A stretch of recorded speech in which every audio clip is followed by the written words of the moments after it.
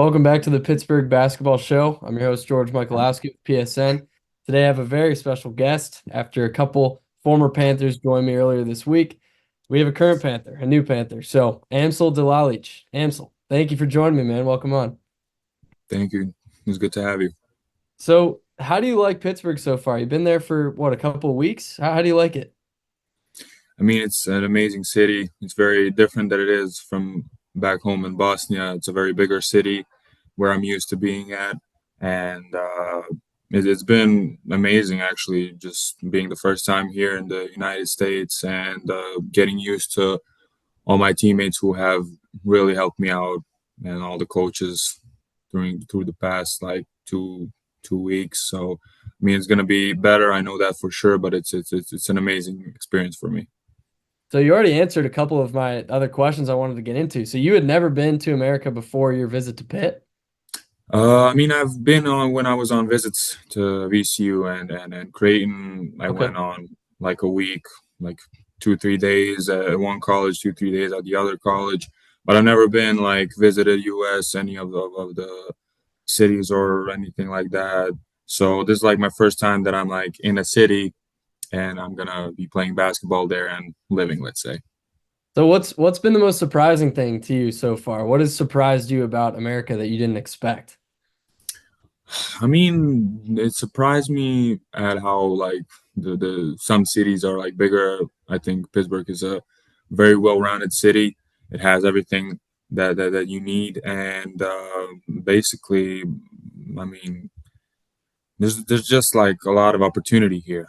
It's very different that it is back in the Balkans. It's with a lot of more stuff with facilities and like colleges treat their players as they should be treated, and it's just another opportunity for me to get the best out of myself and to help this college that I'm at, Pittsburgh and Pittsburgh Panthers, to level up in a way.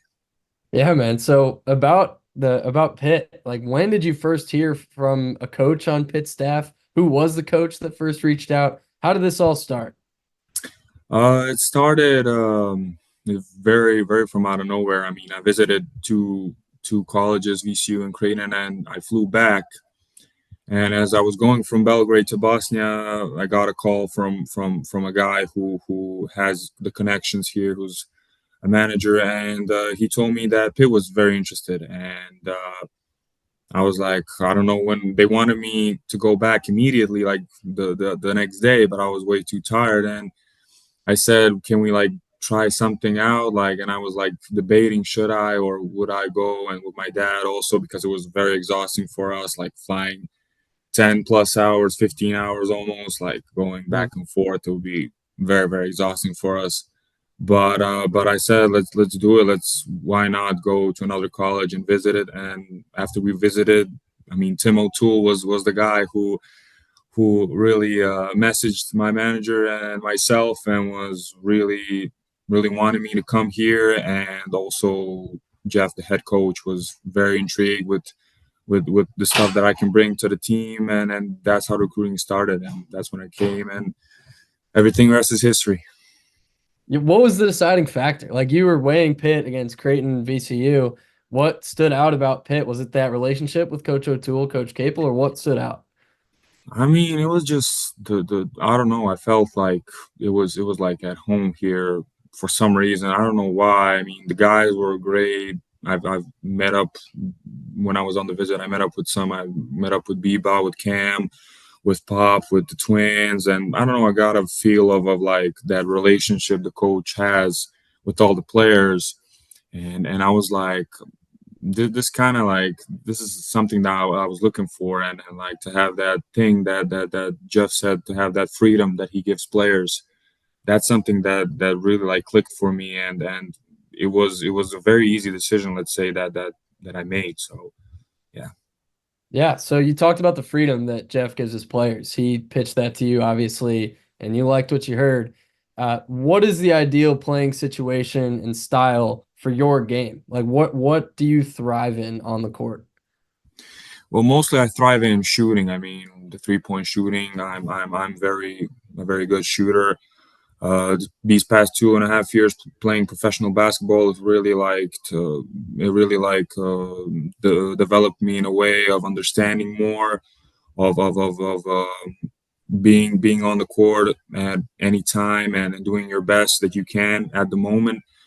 So it's just, I mean, that it's also playmaking. I can switch one through three, four, depending on the positions that are at. But I'm a very versatile guard, and I can do a lot of things. I know a lot of people don't know me, and they know me as from the YouTube and like I'm a European, but I could bring a lot to the table, and I'm gonna prove that in the games when they come.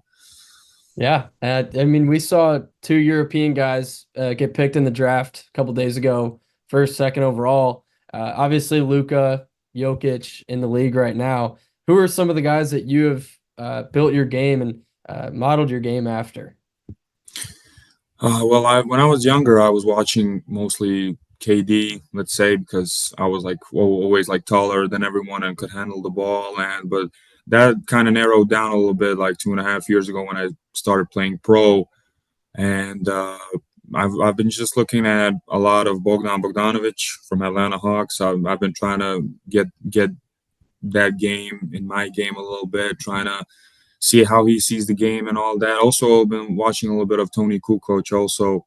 So I mean, very different. As I know, a lot of other people try to pick their players, but I mean, he's very big. Bogdanovic's very big in Europe, and almost every like European championship or World Cup championship, I'm watching Serbia, and it just the way he plays is just, I don't know. It fits me very well, even though I'm bigger than him. But it's something that I strive to be and to get some of his look from the game. Yeah, of course.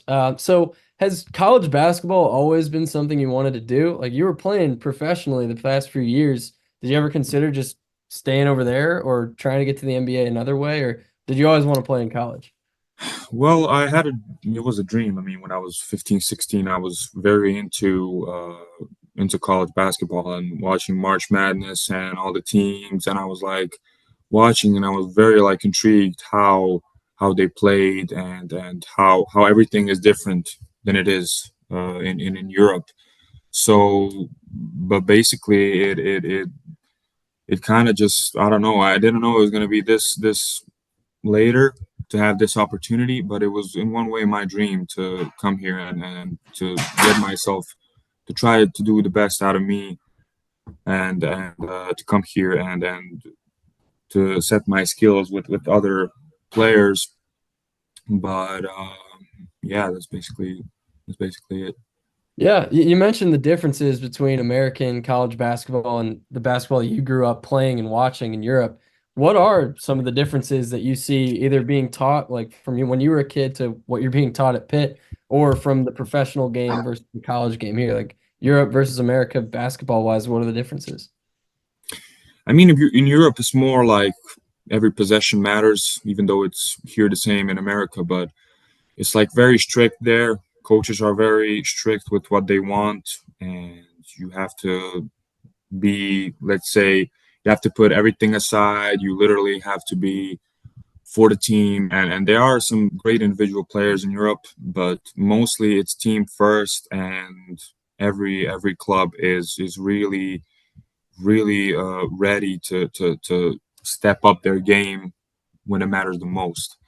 While here it's very fast, it's very athletic, it's very, you know, not that much fundamental. But I see some players starting to come here from Europe.